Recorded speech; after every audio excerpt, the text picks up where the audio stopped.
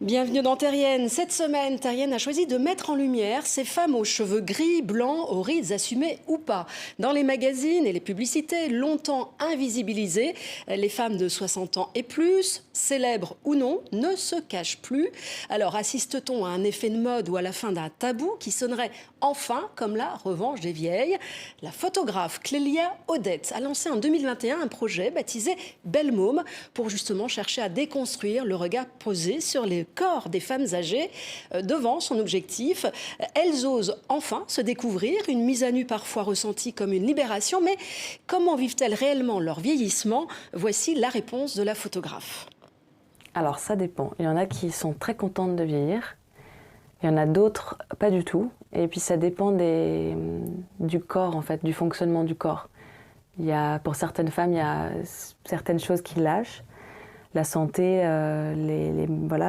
l'activité physique, c'est plus la même. Et ça, je peux complètement comprendre et c'est un fait. Mais sinon, par rapport à l'invisibilité ou la visibilité, il y en a qui me disent être heureuses d'être invisibles parce qu'on leur lâche enfin la grappe, parce que les hommes les regardent moins. Et pour certaines, c'est un énorme soulagement.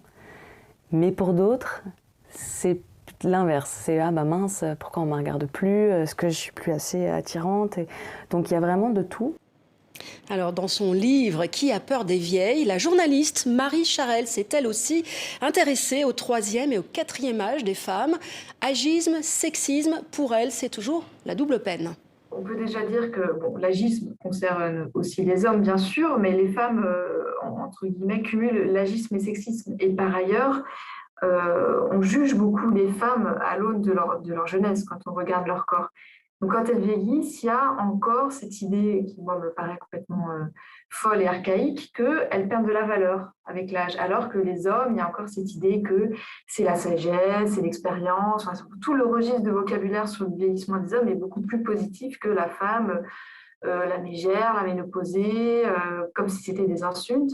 Et ce qui est assez fou, c'est que si on prend l'exemple extrême du cinéma, quand elles font leur âge, on leur reproche. Quand elles trichent ou qu'elles essayent de jouer avec ce qu'elles peuvent, on leur reproche de tricher. Donc finalement, elles ont toujours tort.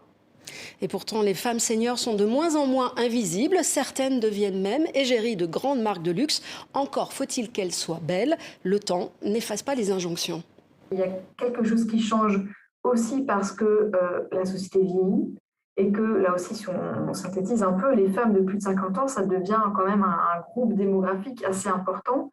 Mais il y a aussi des effets de mode. C'est vrai qu'on voit cette idée des silver seniors qui sont en super santé, qui sont un peu encore des superwomen d'une certaine façon et qui sont belles, mais qui sont encore dans les critères de la beauté. Donc là aussi, on n'échappe pas encore complètement un petit peu ce mythe qui, je trouve, est un peu dangereux aussi.